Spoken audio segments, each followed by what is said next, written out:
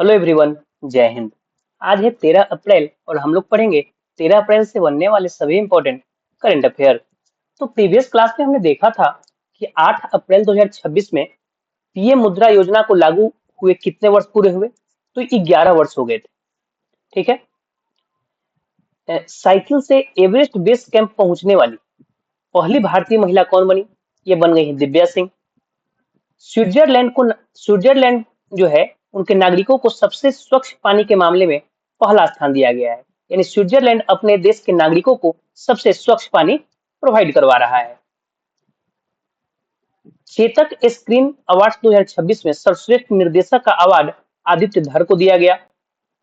और पंजाब और हरियाणा उच्च न्यायालय जो है ये हाल ही में फैसलों में एआई की मदद लेने पर रोक लगा दी है।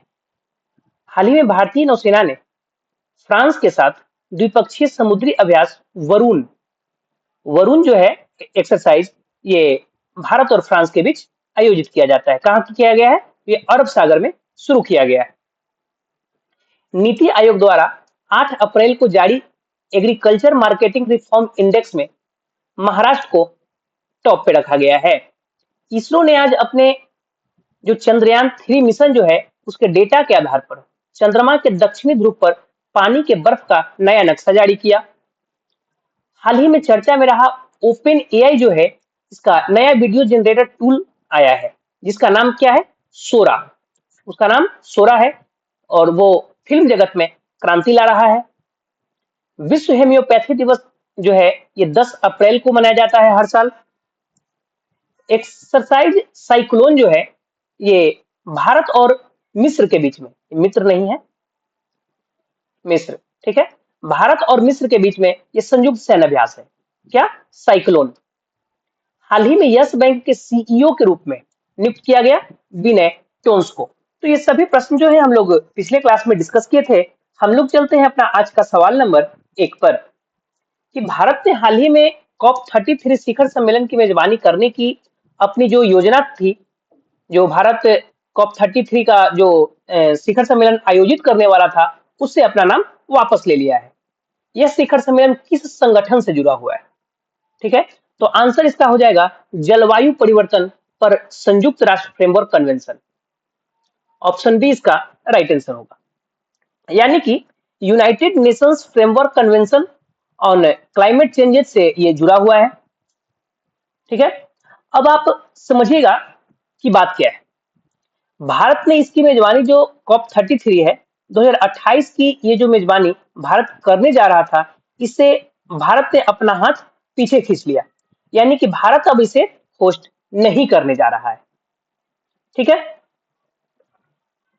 क्यों भाई? तो COP33 की मेजबानी करने का जो प्रस्ताव इससे पहले 2023 में COP28 जो हुआ था दुबई में नरेंद्र मोदी ने रखा था। कॉप जो 28 हुआ था दुबई में 2023 में, उसी समय प्रधानमंत्री नरेंद्र मोदी जो थे, इनका कहना था कि COP33 जो 2028 में होगा उसका आयोजन भारत करेगी। भारत ने यूएनएफसीसी से सीसी के एशिया प्रशांत समूह को अपने इस फैसले की जानकारी दी थी। कब? 2023 में। ठीक है, क्योंकि देखिए फाइनेंशियली भी देखा जाए तो भारत की तरफ से एक तरह का प्रेशर ही पड़ेगा। ठीक है, भारत पर एक तरह का प्रेशर ही पड़ेगा और काफी सारी पॉलिसीज का हवाला देते हुए भारत फिलहाल इससे अपना कदम पीछे हटा लिया है कि हम COP33 जो है ये होस्ट नहीं करने जा रहे हैं 2028 में। ठीक है,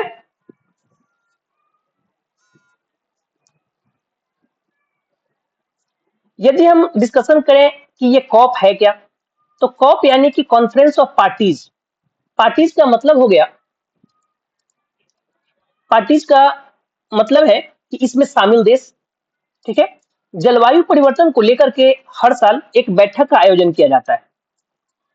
पहली जो बैठक थी COP1 जिसे आप कह सकते हैं उसे, हाँ, पहली जो बैठक थी उसे आप COP1 कह सकते हैं, जो 1995 में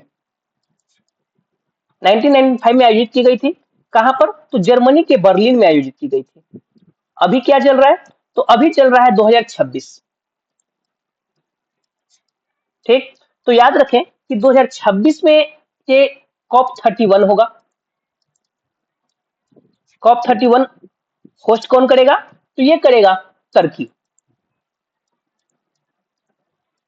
तुर्की इसे होस्ट करेगा COP31 को, और इसे होस्ट करने जा रहा है तुर्की। हो गया। तो और 2025, हम 2025 भी आपको रिलेट करके बता देते हैं कि 2025 में जो COP30 हुआ था, ठीक है, COP30 हुआ था, और आपका COP30 जो था, 30वां एडिशन जो था, उसे ब्राजील ने होस्ट किया था। ब्राजील के बेलम शहर में उसको आयोजित किया गया था। ठीक है। तो पिछले साल का ब्राजील ने होस्ट किया, इस साल तुर्की होस्ट करेगा, और इससे जो नेक्स्ट ईयर जो होगा, यानी कि 2027 में COP32, 2027 जो होगा, इसे होस्ट कौन करेगा? इथियोपिया। उसे COP32 को इथियोपिया होस्ट करेगा, और इसी के बाद जो होस्ट करने वाला था भारत 2028 में, जो कि अब नहीं करेगा। ठीक है। भारत ने अपना फैसला क्यों बदला? प्रश्न आता है कि आखिर भारत अपना फैसला बदला क्यों? तो भारत ने अपना फैसला बदलने के पीछे से रीजन था कि इसके पीछे यह वजह बताई गई कि सरकार ने साल 2028 के लिए अपनी योजना और प्रतिबद्धताओं की समीक्षा की। ठीक है। और इस समीक्षा के बाद भारत को लगा कि इतने बड़े अंतर्राष्ट्रीय कार्यक्रम की मेजबानी करने से पीछे हट जाना ही बेहतर है, और ये भारत डिसीजन फाइनली ले लिया कि 2028 में COP33 का ये होस्ट नहीं करेगा। ठीक है। नेक्स्ट चलते हैं हम लोग। अंतर्राष्ट्रीय चुनाव आगंतुक कार्यक्रम किस संगठन द्वारा शुरू किया गया है?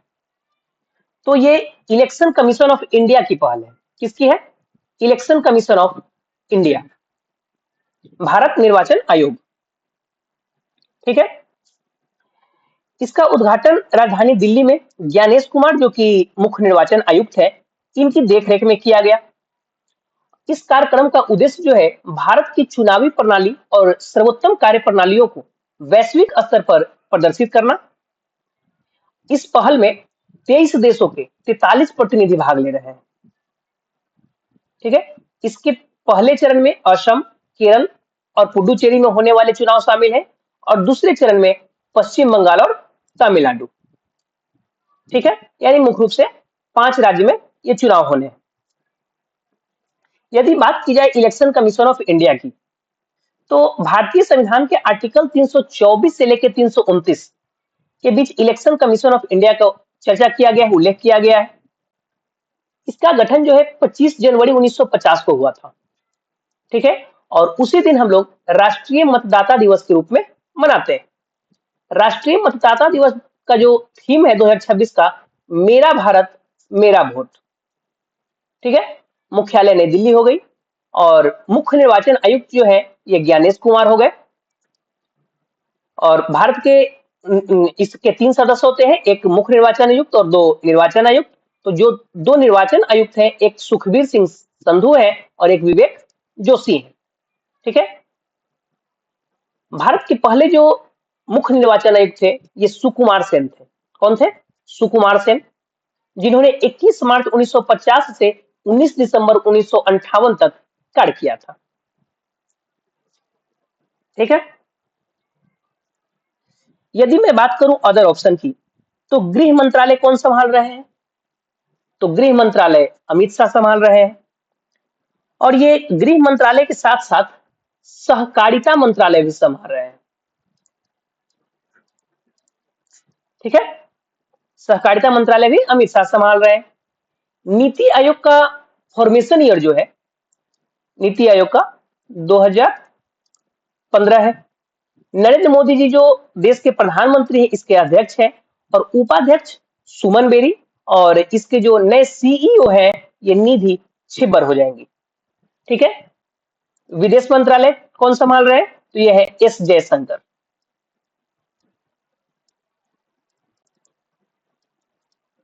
एस जयशंकर। ठीक है।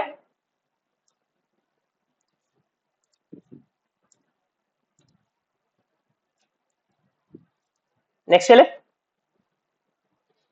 पोषण पखवाड़ा 2026 का विषय क्या है, यानी थीम क्या है? तो आंसर इसका हो जाएगा ऑप्शन सी, जीवन के पहले 6 वर्षों में मस्तिष्क के विकास को अधिकतम करना, यानी कि maximising brain development in the first 6 years of life. ठीक है, ये इसकी थीम है। अब समझिए, जो महिला और बाल विकास मंत्रालय है, जो कि संभाल रहे हैं अन्नपूर्णा देवी, इन्होंने 9 से 23 अप्रैल 2026 तक पोषण पखवाड़ा का 8वां संस्करण मनाया है।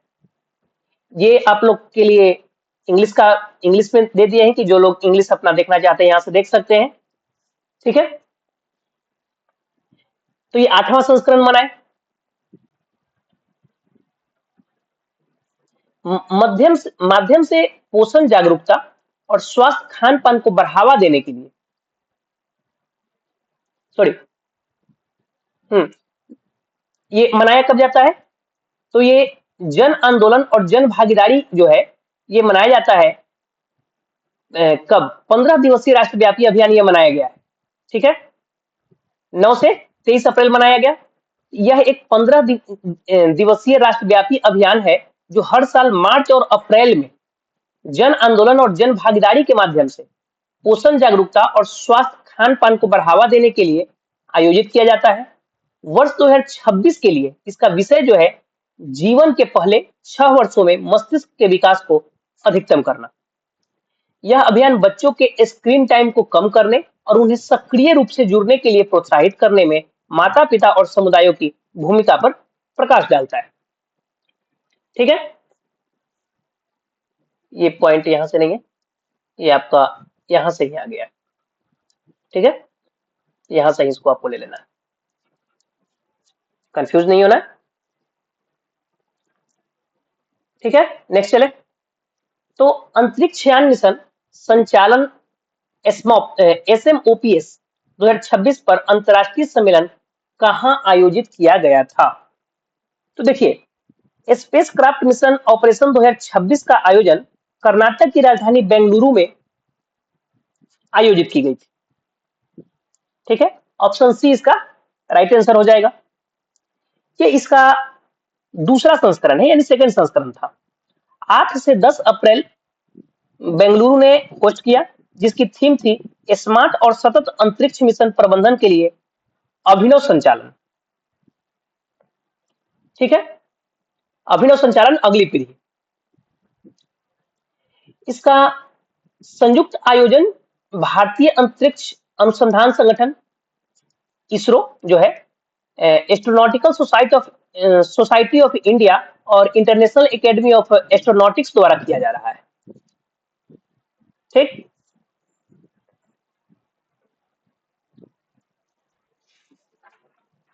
यदि हम बात करें बेंगलुरु की, तो जैसा कि मैंने पहले भी बताया था कि कर्नाटक की राजधानी बेंगलुरु है और ये वृषभावती नदी के किनारे बसा हुआ है। इसके अलावा अगर बात करें तो इसे भारत का सिलिकॉन सिटी कहा जाता है। ट्रैफिक इंडेक्स जो है, ट्रैफिक इंडेक्स में ये दुनिया में दूसरे स्थान पे आता है। कौन? बेंगलुरु। यानी कि भारत में सबसे अधिक भीड़ भाड़ वाला शहर की अगर बात की जाए तो ये बेंगलुरु ही हो जाएगा। यहाँ पर इतना ज्यादा ट्रैफिक है कि अगर कार से आपको 10 किलोमीटर जाना है तो उसमें मिनिमम 30 मिनट का समय आपको लग जाता है, जो कि नॉर्मली 10 किलोमीटर में 10 से 12 मिनट सफिशियंट होते हैं ट्रेवल करने में।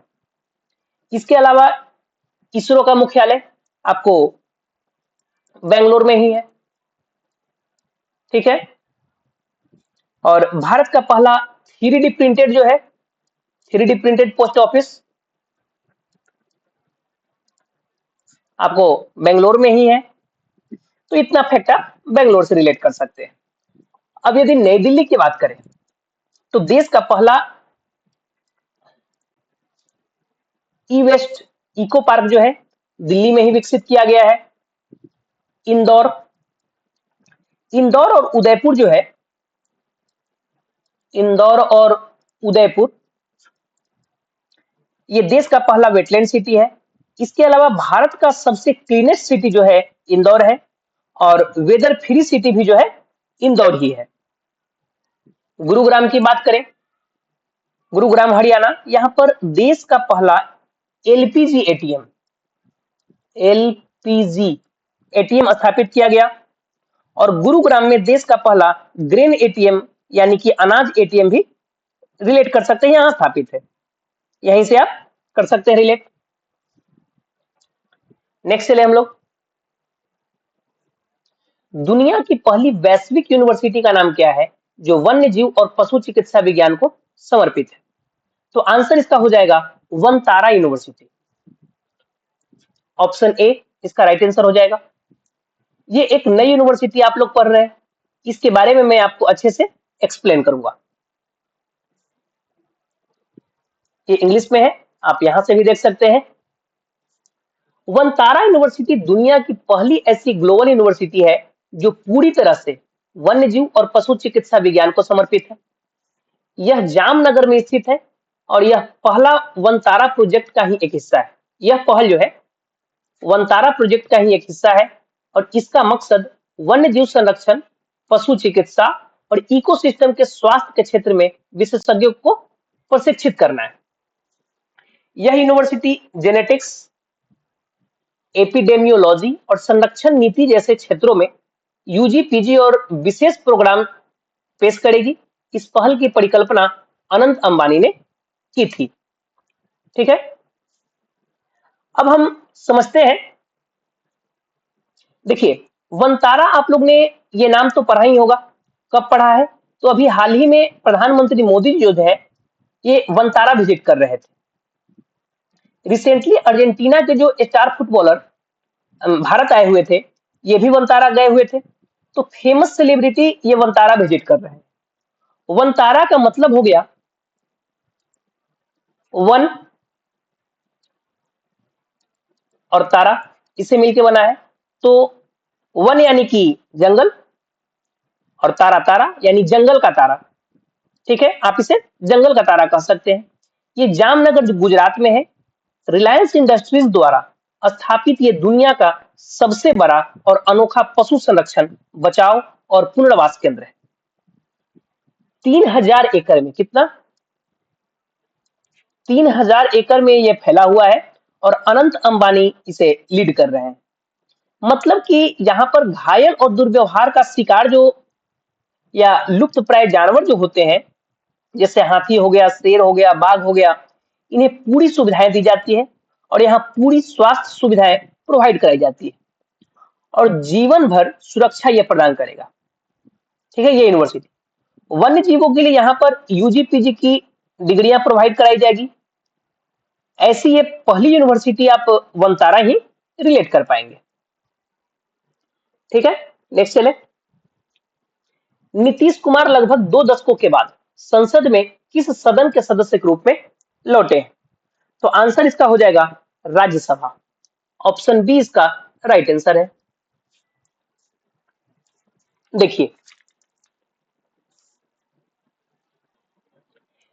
नीतीश कुमार ने अप्रैल 2026 में राज्यसभा सांसद के तौर पर शपथ ली, और 2 दशकों से भी ज्यादा समय बाद संसद में वापसी की। इस नई भूमिका को संभालने से पहले उन्होंने बिहार विधान परिषद से इस्तीफा दे दिया। इसके साथ ही अब वह 4 सदनों यानी लोकसभा, राज्यसभा, विधानसभा और विधान परिषद के सदस्य बन चुके हैं। उनके इस बदलाव के चलते बिहार में एक नया मुख्यमंत्री देखने को मिल सकता है, जो एक बड़े राजनीतिक परिवर्तन का संकेत है। ठीक है,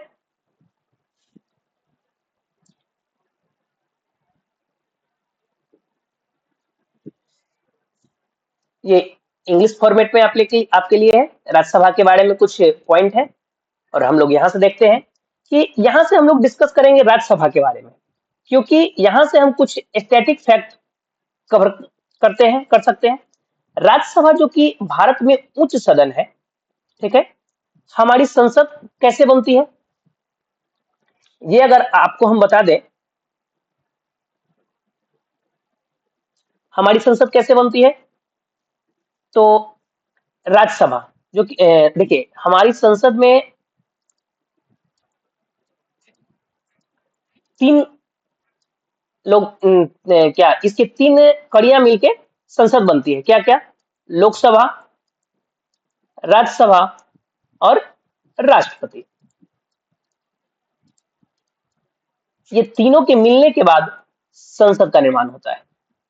ठीक है, तो राज्यसभा जो है ये उच्च सदन है। राज्यसभा उच्च सदन और लोकसभा निम्न सदन है। लोकसभा को प्रथम सदन कहा जाता है, राज्यसभा को द्वितीय सदन कहा जाता है। ठीक है, तो हम लोग देखते हैं यहां से कुछ फैक्ट राज्यसभा से संबंधित कि इसे उच्च सदन या राज्यों की परिषद के नाम से भी जाना जाता है। किसको? राज्यसभा को। इसकी स्थापना प्रथम राज्य परिषद का गठन कब हुआ था? 3 अप्रैल 1952 को हुआ था। अगर संख्या की बात करें तो वर्तमान में 245 सदस्य हैं राज्यसभा में, अधिकतम 250 भी हो सकते हैं। मनोनीत सदस्य राष्ट्रपति द्वारा 12 सदस्यों को मनोनीत किया जाता है, कला, साहित्य, विज्ञान आदि के क्षेत्र से।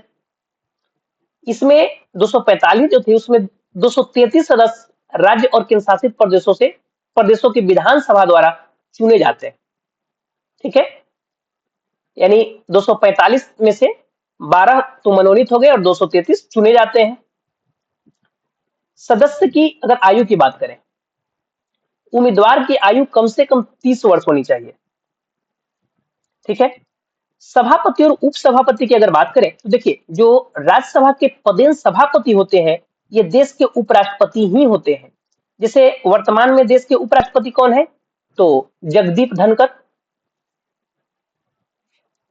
ये जगदीप धनखड़ जी जो है उपराष्ट्रपति हैं, तो यही इसके पदेन सभापति होंगे।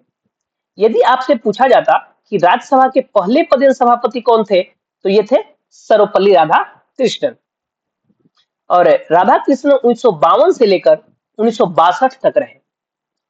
सबसे अधिक सीटें कहाँ हैं? उत्तर प्रदेश के राज्यसभा में। कितने? तो 31।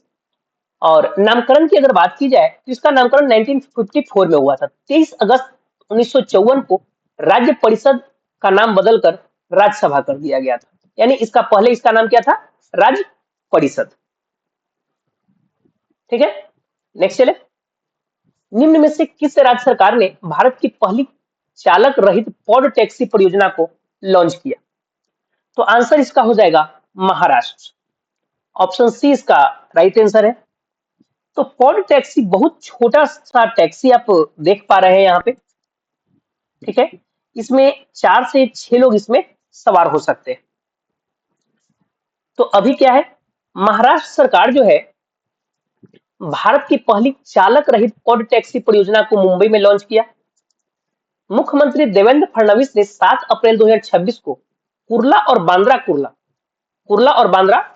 कॉम्प्लेक्स जो है उसके बीच 8.85 किलोमीटर यानी अप्रोक्स 9 किलोमीटर लंबे ऑटोमेटेड रैपिड ट्रांजिट सिस्टम का शिलान्यास किया, जो 22 स्टेशनों के साथ बैटरी से चलेगी।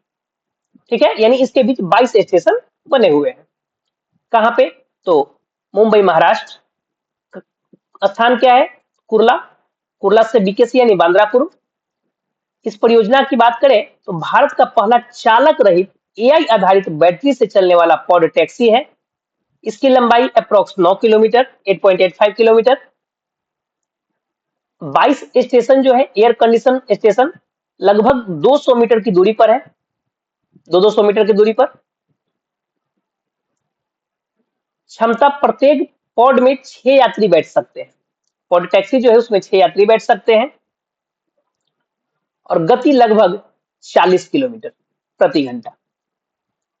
ठीक है,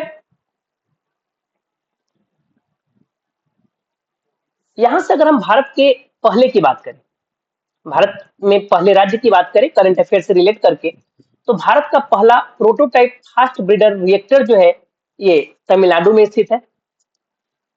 वन उत्पादों के लिए प्रमाण सर्टिफिकेशन पाने वाला पहला राज्य आंध्र प्रदेश। भारत का पहला आधिकारिक जाति मुक्त गांव जो है ये महाराष्ट्र में है, सौंदला गांव। रोलिंग बजट अपनाने वाला भारत का पहला राज्य मध्य प्रदेश। गौ अभ्यारण्य स्थापित करने वाला भी मध्य प्रदेश ही है। भारत का पहला महिला वेलनेस और विल्स जो है ये लॉन्च किया तमिलनाडु ने। सरकारी कर्मचारियों के लिए सेबेटिकल लीव योजना शुरू करने वाला पहला राज्य आपका सिक्किम है। और जैविक खेती लागू करने वाला भी पहला राज्य आपका सिक्किम ही है। भारत की पहली एआई पावर्ड आंगनबाड़ी महाराष्ट्र में। जहाजों के लिए समर्पित नीति पेश करने वाला पहला राज्य महाराष्ट्र है। गाय को राजमाता की उपाधि देने वाला पहला राज्य आपका महाराष्ट्र है। और भारत की पहली एआई यूनिवर्सिटी भी आपको महाराष्ट्र से ही रिलेट करना है। झारखंड जो है भारत की पहली खनन पर्यटन परियोजना शुरू की है। भारत का पहला हॉर्नबिल संरक्षण केंद्र जो है आपका तमिलनाडु में। क्रूज भारत मिशन में शामिल होने वाला पहला राज्य गुजरात है। और भारत का पहला लकड़ी का गुरुद्वारा पंजाब में। विधानसभा में सांकेतिक भाषा लागू करने वाला पहला राज्य आपका पंजाब ही हो जाएगा। अंतरराष्ट्रीय सीमा पर ड्रोन रोधी प्रणाली तैनात करने वाला पहला राज्य आपका पंजाब ही है। भारत के पहले तितली अभ्यारण्य केरला में।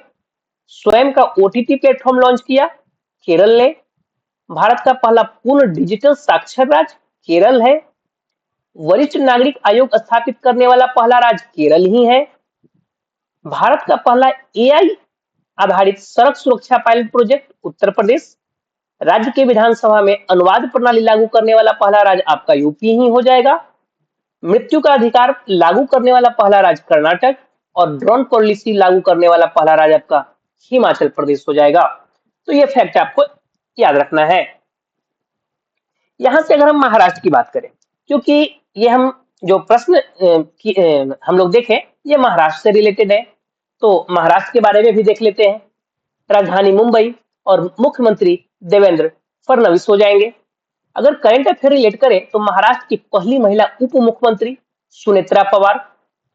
वसई कैथेड्रल जो है यह महाराष्ट्र में है, जिसे संरक्षण के लिए यूनेस्को अवार्ड प्रदान किया गया है। भारत का पहला जाति मुक्त गांव सौंदला गांव जो कि महाराष्ट्र में विकसित किया गया। महाराष्ट्र ने भारत का पहला सरकारी मेनोपॉज क्लिनिक लॉन्च किया है। बेलाग्राम भारत का पहला नेट जीरो पंचायत बन गया। यह किस राज्य में स्थित है? तो महाराष्ट्र में है। गणेशोत्सव को राज्य उत्सव घोषित कर दिया है महाराष्ट्र सरकार। सतनावड़ी गांव को भारत का पहला स्मार्ट इंटेलिजेंट विलेज बनाया। पशुपालन और मुर्गी पालन को कृषि का दर्जा दे दिया। महाराष्ट्र सरकार के द्वारा शक्तिपीठ एक्सप्रेसवे जो है इस परियोजना को मंजूरी दे दी गई है। भारत का पहला अंडर वाटर म्यूजियम महाराष्ट्र में। देश की पहली एआई यूनिवर्सिटी महाराष्ट्र। और महाराष्ट्र ने स्कूलों में हिंदी को सामान्य तीसरी भाषा के रूप में लागू करने की घोषणा की है। ठीक है, तो ये महाराष्ट्र के फैक्ट थे। नेक्स्ट चलते हैं हम लोग। मखाना जिसे फॉक्स नट्स भी कहा जाता है का सबसे बड़ा उत्पादक राज्य कौन सा है? तो इसका आंसर हो जाएगा ऑप्शन डी बिहार। ठीक है, तो मखाना जिसे फॉक्स नट्स भी कहा जाता है का निर्यात कम हो गया। इसकी वजह पश्चिमी एशिया में चल रहे युद्ध के कारण मांग और कीमतों में कमी आई है। ठीक है, मखाना प्रिकली वाटर लिली या गॉर्गन पौधे जो है उसका सूखा हुआ खाने योग्य बीज है। इसकी बाहरी परत गहरे रंग की होती है, इसलिए इसे काला हीरा भी कहा जाता है। ठीक है, मखाना हो गया, प्रिकली वाटर लिली या गॉर्गन जो पौधा है का सूखा हुआ भाग जो है वो खाने योग्य बीज है। इसकी बाहरी परत गहरे रंग की होती है, इसलिए इसे काला हीरा कहते हैं। यह पौधा मूल रूप से दक्षिण पूर्व एशिया और चीन का है, लेकिन अब इसकी खेती पूरी दुनिया में की जाती है। भारत में इसका उत्पादन मुख्य रूप से बिहार, पश्चिमी चंपारण, मणिपुर, त्रिपुरा, असम, जम्मू कश्मीर, उड़ीसा, राजस्थान, मध्य प्रदेश और उत्तर प्रदेश में होता है। इनमें बिहार इसका सबसे बड़ा उत्पादक है। किसका? मखाना का। ठीक है, अगर हम बिहार से रिलेट करें, राजधानी पटना, राज्यपाल सैयद अता हसनैन। ठीक है, बिहार में इको पर्यटन को बढ़ावा देने के लिए पश्चिमी चंपारण के वाल्मीकि नगर जो है, वहां पे इको पर्यटन केंद्र का शिलान्यास किया गया। बिहार दिवस 22 मार्च 2026 की जो थीम है, बिहार दिवस कब मनाया जाता है? 22 मार्च को हर साल। तो 2026 की जो थीम है, उन्नत बिहार उज्जवल बिहार, इसे आपको स्टार मार्क करके याद रखना है। खास करके बिहार के जो एग्जाम देने वाले हैं बिहार स्टेट लेवल, उसमें आपको ये क्वेश्चन को स्टार मार्क करके याद रखना है। फरवरी 2026 में बिहार को नक्सल मुक्त घोषित किया गया। दुनिया का सबसे बड़ा 33 फीट ऊंचा और 210 टन वजनी एक आसन यानी एक ही पत्थर से बना हुआ शिवलिंग बिहार में ही स्थापित है। कैमूर वन्यजीव अभ्यारण्य को बिहार का दूसरा टाइगर रिजर्व बनाया गया। पहला तो आपका वाल्मीकि नगर टाइगर रिजर्व था और दूसरा कैमूर। बिहार के नए मुख्य सचिव जो है प्रत्यय अमृत हो जाएंगे और स्पीकर जो है कुमार प्रेम कुमार है। बख्तियारपुर राजगीर तिलैया रेलवे लाइन जो है उसके दोहरीकरण को मंजूरी दे दी गई। मरियम फातिमा बिहार की पहली महिला फीडे मास्टर बनी। प्रधानमंत्री मोदी ने बिहार में कोसी मेची अंतरराज्यीय नदी संपर्क परियोजना के पहले चरण की आधारशिला रखी। इससे किस किस जिला को बेनिफिट मिलेगा? तो अररिया, पूर्णिया, किशनगंज और कटिहार, ये जिले इससे प्रभावित होंगे, लाभान्वित होंगे। खेलो इंडिया यूथ गेम जो है ये 2025 में बिहार में होस्ट किया गया था। ठीक है, बिहार ने होस्ट किया। इसमें टॉप पे महाराष्ट्र था आपका और बिहार इसमें 15वें स्थान पे था। प्रधानमंत्री नरेंद्र मोदी ने बिहार किस जिले में स्थापित 10 करोड़ की सेक्स सॉर्टेड सीमेंट सुविधा का उद्घाटन किया गया है? तो पूर्णिया में। देश में पहली बार डिजिटल वोटिंग की सुविधा जो है ये बिहार में लागू किया गया। तांबे से बना बापू टावर पटना में। प्रधानमंत्री मोदी ने बिहार के दरभंगा में एम्स की आधारशिला रखी और जातीय आधारित जनगणना शुरू करने वाला पहला राज्य आपका बिहार ही हो जाएगा। तो ये फैक्ट आप बिहार से देख लिए। नेक्स्ट चलते हैं हम लोग कि हाल ही में किस राज्य ने कैंसर को नोटिफाई करने योग्य बीमारी घोषित किया? तो आंसर इसका हो जाता है तेलंगाना। ऑप्शन ए इसका राइट आंसर है। अभी अप्रैल 2026 में तेलंगाना सरकार ने राज्य में कैंसर को आधिकारिक रूप से नोटिफाई करने योग्य बीमारी घोषित किया।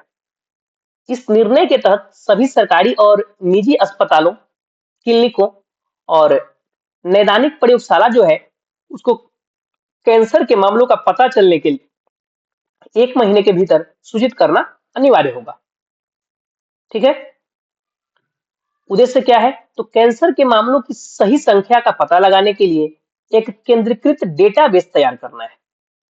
इनका कहना है कि सभी सरकारी और निजी अस्पताल, क्लिनिक जो भी है, अगर उन लोगों को और जो लैब है, डायग्नोस्टिक लैब, अगर उनको पता चल रहा है कि किसी व्यक्ति को कैंसर है, तो 1 महीने के भीतर, पता चलने के 1 महीने के भीतर आप सरकार को सूचित कर दें, जिससे कि वो एक डेटाबेस तैयार करना चाह रहे हैं। ठीक है, अब यहां से आप वर्ल्ड कैंसर डे रिलेट कर सकते हैं। यहां से आप एक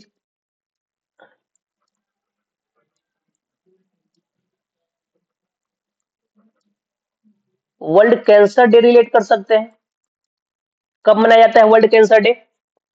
तो ये अब मनाया जाता है 4 फरवरी को। ठीक है, 4 फरवरी को हर साल वर्ल्ड कैंसर डे मनाया जाता है। यहां से तेलंगाना की हम बात करें, राजधानी हैदराबाद, मुख्यमंत्री रेवंत रेड्डी। करंट अफेयर देखें तो एकीकृत भूमि रिकॉर्ड प्रबंधन और पंजीकरण के लिए तेलंगाना सरकार ने भू भारती पोर्टल को लॉन्च किया। भारत का सबसे बड़ा inland rainbow trout farm Telangana में। तेलंगाना के मुख्यमंत्री तेलंगाना के मुख्यमंत्री ने रायथू भरोसा योजना शुरू करने की घोषणा की। तेलुगु भाषा को अपने सभी सरकारी स्कूलों में अनिवार्य कर दिया है तेलंगाना सरकार ने। बथुकम्मा त्योहार तेलंगाना में मनाया गया।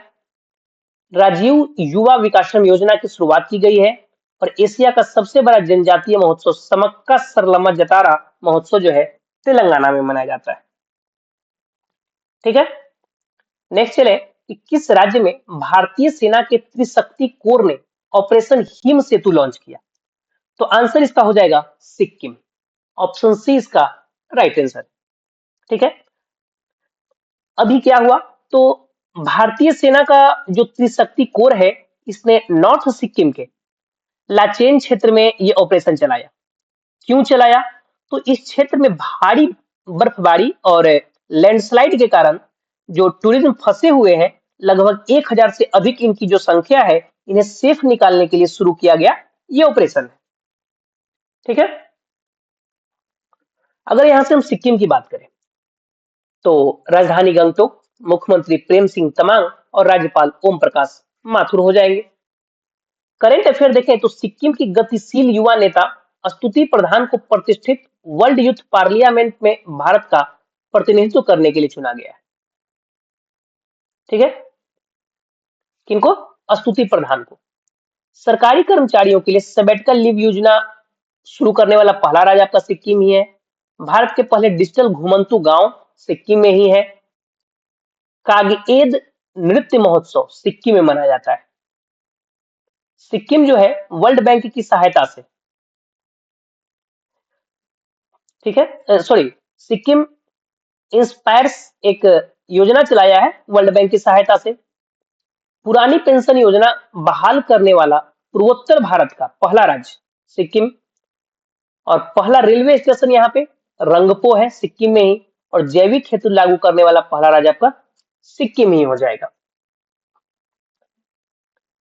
पिछले कुछ ऑपरेशन की हम बात कर लेते हैं। ठीक है, तो क्वेश्चन ये ऑपरेशन से संबंधित है, तो ये ऑपरेशन से ही हम लोग रेस्क्यू से बात करें तो अमेरिका और इजराइल द्वारा संयुक्त रूप से शुरू किया गया जो युद्ध है, ये 28 फरवरी को ऑपरेशन एपिक प्यूरी के नाम से शुरू हुआ था। कब? Epic puree. पाकिस्तान ने अफगानिस्तान के खिलाफ कार्रवाई को ऑपरेशन गजब लिल हक नाम दिया। भारतीय सेना ने सिक्किम में भारी बर्फबारी के कारण फंसे पर्यटकों को बचाने के लिए ऑपरेशन हिम राहत चलाया। ऑपरेशन शस्त्र जो है दिल्ली पुलिस द्वारा हथियारों की शेयरिंग और ऑनलाइन गलत भाषा के इस्तेमाल से निपटने के लिए ऑपरेशन शस्त्र चलाया। ईरान में प्रदर्शन के दौरान भारतीयों को वहां से लाने के लिए ऑपरेशन स्वदेश चलाया गया। ईरान और इजराइल में संघर्ष के बीच अपने नागरिकों को ईरान से स्वदेश लाने के लिए ऑपरेशन सिंधु चलाया गया। हैती देश में क्रिमिनल गैंग की हिंसा के दौरान ऑपरेशन इंद्रावती चलाया गया। हमास इजराइल युद्ध जब हो रहा था उस दौरान भारत सरकार के द्वारा ऑपरेशन अजय चलाया गया। सूडान में गृह युद्ध जब हुआ तो भारत ऑपरेशन कावेरी चलाया। यूक्रेन पर जब रूसी हमला हुआ उसके बाद भारत ऑपरेशन गंगा चलाया। और यमन में जो संघर्ष हुआ उसके दौरान भारत ने ऑपरेशन राहत चलाया। तो इस तरह से हम लोग अप्रोक्स 10 रेस्क्यू ऑपरेशन फैक्ट जो है हम लोग देख लिए। ये आपका पिछले क्लास में हम आपसे सवाल पूछे थे कि भारतीय नौसेना में शामिल तीसरी परमाणु संचालित पनडुब्बी कौन सी है? तो ये हो जाएगा आईएनएस अरिदमन। ऑप्शन सी इसका राइट आंसर है। दूसरा सवाल है कि सैफ अंडर 20 चैंपियनशिप 2026 का खिताब किसने जीता? तो ये बांग्लादेश ने जीता है। ऑप्शन सी इसका राइट आंसर हो जाएगा। ये आपका आज का सवाल है कि विश्व व्यापार संगठन का 14वां मंत्री स्तरीय सम्मेलन कहां आयोजित किया गया? इसका जो भी राइट आंसर हो आप कमेंट बॉक्स में बताएं। और ये आपका दूसरा सवाल है कि भारत का पहला प्रोटोटाइप फास्ट ब्रीडर रिएक्टर किस राज्य में स्थित है? इसका भी जो भी राइट आंसर हो आप कमेंट बॉक्स में बताएं। हम लोग मिलते हैं नेक्स्ट वीडियो में। धन्यवाद।